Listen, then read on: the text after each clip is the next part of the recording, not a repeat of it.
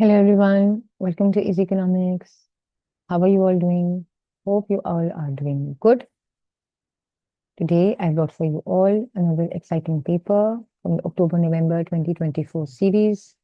It's 0455 IGCSE paper, variant number 11. We've come back again with paper 1. Let's dive quickly into the paper today. All right, moving to MCQ number 1. MCQ number 1 says, what has an opportunity cost in consumption? So there are two keywords in this first MCQ. A, its opportunity cost, and B, its consumption. The options available are A, it says air, B, food, C says seawater, and D says sunlight. Now they are asking out of these options, which has an opportunity cost, and that too in consumption. That is once you are consuming the product. Now, if you look at the options available, you've got air, you've got seawater, and you've got sunlight. All these three are free goods.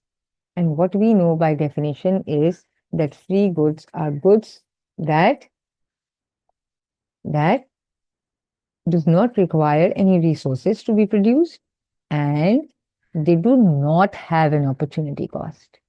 And what is the question asking us? That which has an opportunity cost. But if we look at A, C, and D, they do not have an opportunity cost. Why? Because they are all are free goods, right? They all are free goods. So we can chop A, C, and D. So the only option available left is B. That's by elimination. But if you look at the logic, then also it makes sense because food has an opportunity cost. Why? Because it is an economic good, right? It requires resources to be produced and it involves an opportunity cost, right? But once you are consuming it, this means if you're consuming more of food, so less would be available. And consuming more of food means spending less on something else, right? Maybe if you're buying more of food items or spending more on food items, maybe you're spending less on your apparels, or maybe less on health services, or maybe less on education, or maybe less on any leisure activities, right? So it involves an opportunity cost. So the correct answer for number 1 MCQ is B. So we'll shade in B as the correct response. MCQ number 2. MCQ number 2 says, in which case is it possible to set the level of reward before production takes place for the first factor of production, but not for the second factor? I'll explain it to you. What are they asking? They've given us a table. They've given us factors of production. We all know land, labor, capital, and enterprise. These are the 4 factors of production. Now they've listed the same factors of production in 2 slots, right? In 2 parts of the table. The question is asking that for which factors of production can you set the level of reward? And what are the levels of rewards for each factors of production? For land, it is rent. For labor, it is wages. For capital, it is interest. And for enterprise, it is profit, right? Now, what is the question asking us? The question is saying in which case it is possible to set the level of reward before production takes place. So before the production activity starts, you have to set the rewards, right? For the first factor, but not for the second factor, right? So this means for the first factor, that means for the first part of the table, identify those factors of production for which you can set the level of reward before the production, but not for the second factor. That means for the second factor, you will determine the level of rewards after the production activity. For the second factor, determine the reward after production takes place, right? So let's look at the second factor first. Land, labor, capital, and enterprise. For land, you have to determine rent before, so you can chop A. For labor, you have to determine wages before, either it's per hour or at the end of the month, right? Or weekly wages, overtime wages, whatever the rate has to be determined prior to the production activity. So you'll chop B as well. What about capital? Again, the interest rate has to be determined prior So chop C. So you're only left with enterprise. For enterprise, you cannot determine the level. Why? Because once the production activity occurs, then only you can ascertain the level of profits. That depends on the costs, that depends on the price. Then only you can assess and come up to the conclusion of the profits. What about the first part? Yes, for the first part, you can determine the rent for land. Right? So the ideal way of solving this MCQ is go from the second factor, just like I did. All right. So for 2, it has to be option D. So we'll shade in D. MCQ number 3. The diagram shows the PPC for an economy. All right. On the vertical axis, they displayed capital goods. On the horizontal axis, they displayed consumer goods. Now, what are they saying? Which cost can be determined as the economy move along its PPC from point X to point Y. Now the economy is moving from X to Y. Now they're saying which cost can be determined. When you're moving from X to Y, initially you were producing this much amount of capital goods and this much amount of consumer goods. Now once you are moving from X to Y, you are foregoing this much amount of capital goods to move towards Y, and now you are producing this much more of consumer goods. So this you are having and this you are foregoing. Right? So now you have arrived at Y. This much more of consumer goods now you are going to be able to enjoy. Now what are they saying? Which cost can be determined as the economy moves? Now PPC shows what? The option says opportunity cost and social cost. Now it cannot be social cost because it's showing the opportunity cost. So there and then only you can chop C and D because it's talking about the social cost, which the picture is not displaying. The PPC is showing the opportunity cost. So you'll chop C and D there and then.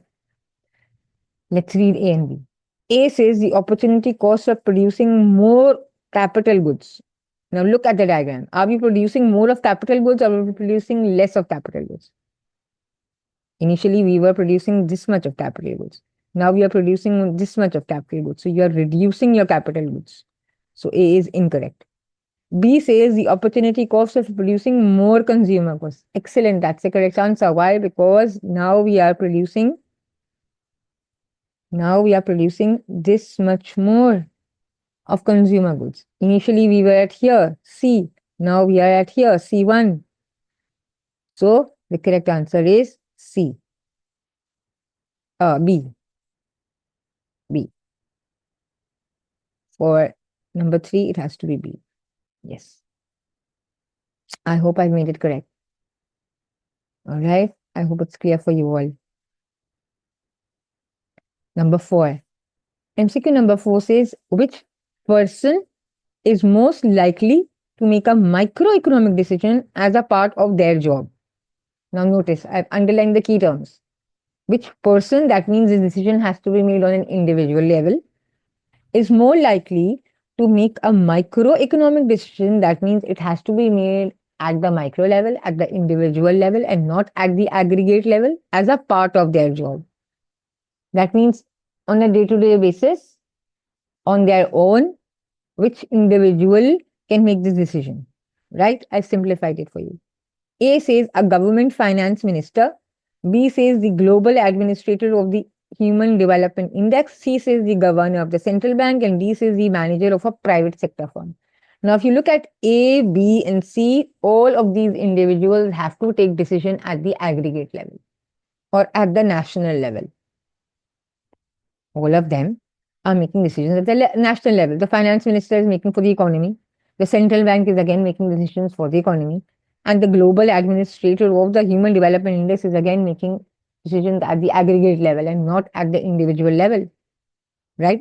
It's not a microeconomic decision. It's a macroeconomic decision all of these 3 individuals are taking. The question is saying microeconomic. That means at the small level. Right? So D says the manager of a private sector firm. That's correct. Why? Because the individual is taking a decision on a day-to-day business for his day-to-day business activities, right?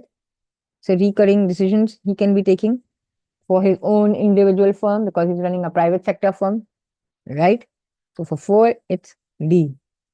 always reread the question. Always reread the question and underline the key terms so that it's simple for you to understand what the question is asking. And you will always make the correct decision in the end. All right? Hopefully. Number 5. Number 5 says what necessarily describes the market system. Now, a market system or a market economy is one in which there is consumer sovereignty, in which price mechanism dictates the market, right? Now, A says all resources used to produce consumer goods. No, we produce consumer and capital goods, so A is incorrect. B says an economy with both a private and a public sector. An economy with both a private and a public sector is a mixed economy. So this is again an incorrect answer. C says limited resources but unlimited wants. That exists in all the economies and not necessarily market economy, right? That's the basic economic concept. So you'll chop C. D says resources allocated through demand and supply. Excellent. That's the correct answer. Why? Because it's talking about market mechanism. It talks about how the forces of demand and supply determine the equilibrium price levels, right? And it identifies which goods and services need to be produced, right? So for 5, it has to be D. Number 6. Number 6 says the diagram shows the demand and supply of a product. The original equilibrium is at X, all right? So we are at point X, which point indicates the new equilibrium position if there is an increase in the price of a close substitute for the product while other things remain the same. Initially, we were at X. This was D1 was the demand curve and S1 was the supply curve. Now they are saying if this product, for this product, there is an increase in the price of a close substitute. Let's say this is Pepsi. This is a demand and supply for Pepsi. Now, if the price of Coke increases, what should be the demand for, let's say, if this is Pepsi? So the demand for Pepsi should rise because now consumers will switch from Coke to Pepsi because they find it cheap. So the demand curve will shift from D1 to D2. So keeping at the same supply curve, you will be at the same supply curve S1, only there would be a shift of the demand curve. So from X, we'll move to C. From X, we'll move to C. So for MCQ number 6, it has to be option C. Number 7. A firm has the following supply schedule or a supply schedule. Price initially was 5 and the quantity supplied was 10. When the price rose from 5 to 10, the quantity supplies rose from 10 to 20. They are asking what is the price elasticity of supply as the product witnesses an increase in its price from $5 to $10. Now we have to calculate price elasticity of supply. What's the formula? Price elasticity of supply is percentage change in quantity supplied upon percentage change in price. The triangle is denoting the change. All right. Now, how do we calculate the percentage change in quantity supplied? Look at these figures. What was the initial quantity? 10. What's the new quantity? 20. So the new, that was 20, minus the initial, that was 10, divided by the initial quantity, which is 10 into 100. Right? So this should be a 10 on a 10 into 100. It's going to give you a 1. Right? What was this? I'm calculating percentage change in quantity supplied first. Right? So this is percentage change in quantity supplied, which is 1. What about percentage change in price?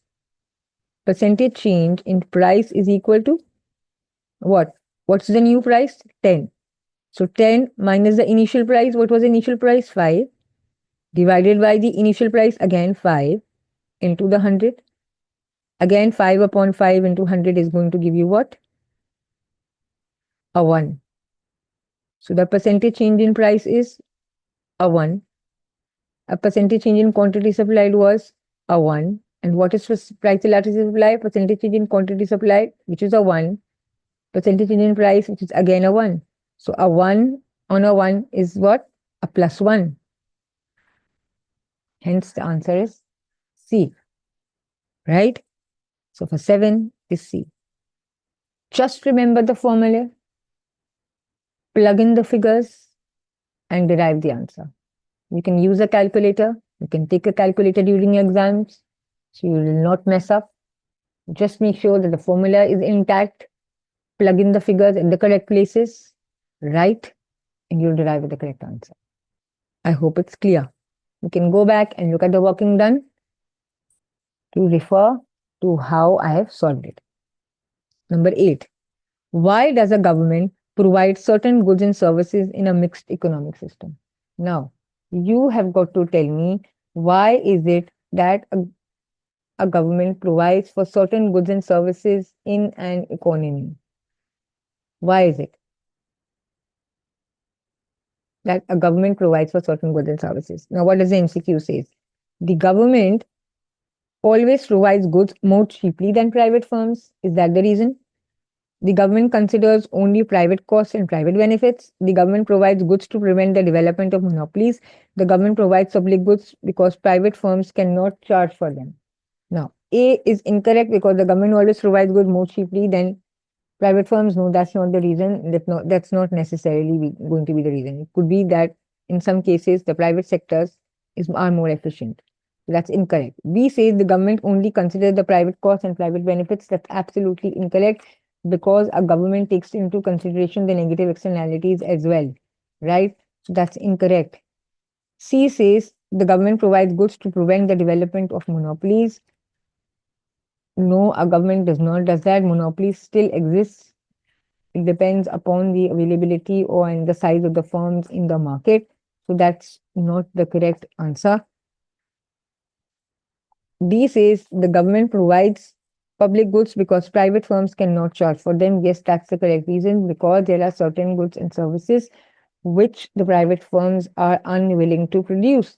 And that's the reason why a government steps in and provides for those resources so that there does not exist a shortfall of those goods and services. And that we all know are what?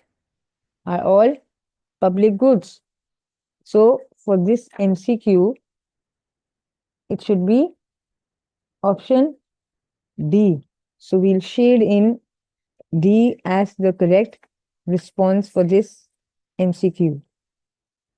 So we'll shade in D. Because we all know public goods are goods which are non-rival and non-excludable, right? And are financed out of taxation, right? So since they are non-excludable and you can't exclude people who are benefiting from them, for instance, defense, right? So people are consuming them without paying for them. So a private sector won't be willing to pay for them, right? For instance, you can say defense. So that is the reason why a government steps in, because a public good has the character trait of non-excludability, right? You can't exclude people from consuming them. So the private sector does not know how to charge for them. That is why the government steps in, right? Always remember the definition. So for 8, it has to be D. All right. Number 9. Number 9 says a government intends to subsidize the bus fares and increase taxes on private motoring. So now it's encouraging the use for buses and it's discouraging the use for private motoring, right? So for private vehicles, for motorists, it's imposing a tax, so the cost should increase. And for bus passengers, the cost should decrease. Now, what would be the impact on the private cost of transport? So for motorists, the cost should increase or decrease. We are imposing a tax, it should increase. So you can chop A and B because they are all talking about decrease. So you are left with C and D. What about the bus passengers? Should the cost increase or should the cost decrease? You are subsidizing it. So the cost should reduce. So it should decrease. And for the motorists, it should increase. So even if you are satisfying both parts of the equation, the correct answer should be number C. So for 9, it is option C. Number 10. What is not a function of money? So this means there would be 3 options out of these 4 which would be functions of money except for 1. Now what are the functions of money?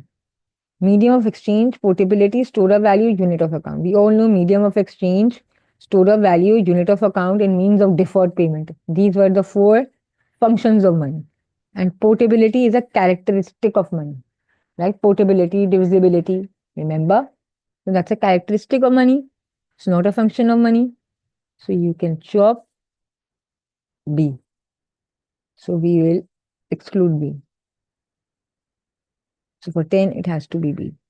Number 11. Bus drivers receive a wage of 15,000 per year. The government introduces a national minimum wage. Under which circumstances will the largest number of bus drivers become unemployed as a result of the minimum wage? Now, what has the government done is initially the bus drivers used to receive 15,000. Now the minimum wage has risen to 18,000. Now, what are they saying? Now, they're saying under which circumstances would be there be a largest number of bus drivers being unemployed? Now, since the government has increased the minimum wage rate, now why do you think that there would be unemployment of these bus drivers? The national minimum wage per year is what? It's 18,000, right? So you can chop A and B. And what about the demand for the bus travel? Should the demand for the bus travel be increasing? That is the reason why there should be an unemployment, or should it be unchanged? It's saying either increasing or unchanged. Had the demand for bus travel been increasing, there would not have been unemployment, because the demand would be then offsetting the rise in the wages, right? But now, since the demand is unchanged and you are increasing the national minimum wage, so it will be a burden. So what will this employers do? They lay off the workers, because now they have to pay them extra 3,000, and the demand is also not increasing. There's been no change. So it would be a cost to them. So they will lay off workers. The highest unemployment would occur in a scenario when the national minimum wages increase and the demand for bus travel has not witnessed any increase. Right? Makes sense. So for 11, it has to be option D. Moving forward, MCQ number 12. A clothes retailer borrows money to finance the opening of another clothes shop. Now, what's he doing? It's a clothing retail apparel store, and it's buying another clothing shop. So what type of integration is it? Was telling. It's a horizontal integration, right? Because you are moving at the same level of production, right? It's a merger of the same type of production process. You are not moving into any different production process, right? So you're keeping in the same line of business activity. So it's a horizontal. I'm not looking at anything, I'm just looking at the second part. So if you just look at the first view of the options, it's only option A and C which are displaying horizontal, the word horizontal written there. So you can chop B and D at that moment only. What about borrowing money? Is it internal or external? It's internal. Growth is internal. Why? Because you're growing your own size. It's not a growth of the size of the industry. It's a growth of the firm itself, right? So you're borrowing in order to finance your own size. You're growing in size, right? The firm is expanding, right? So for 12, it has to be A. Number 13. What is meant by internal diseconomies of scale? Now, what is diseconomies of scale? When your average cost of production rises.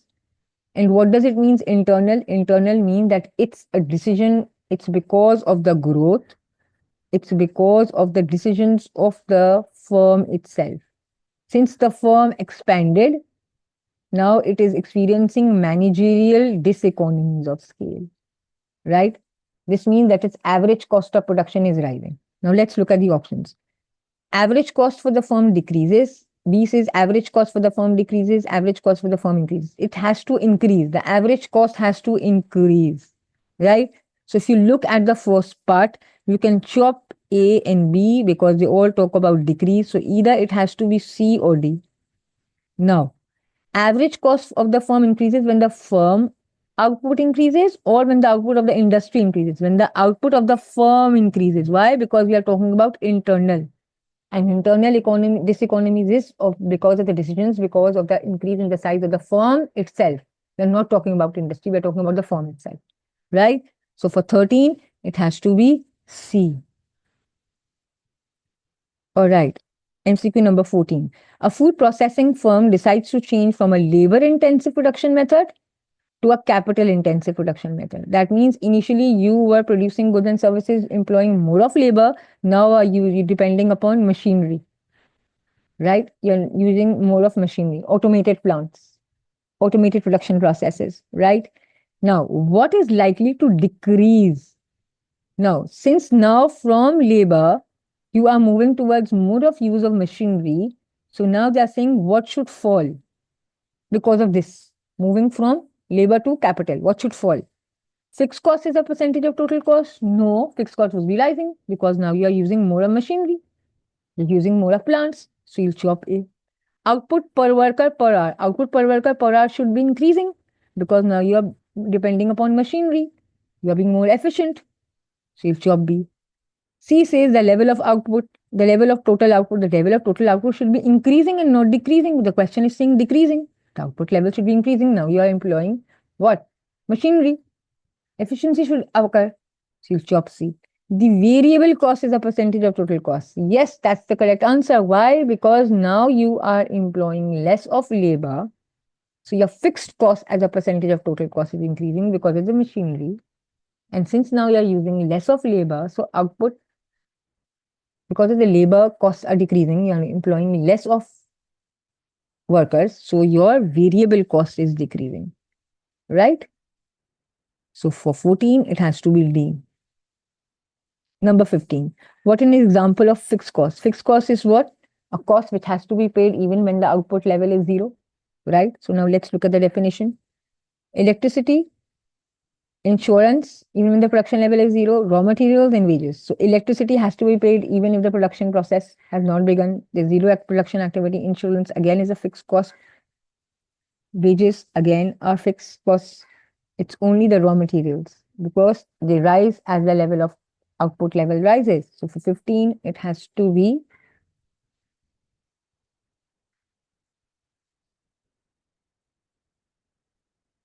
C.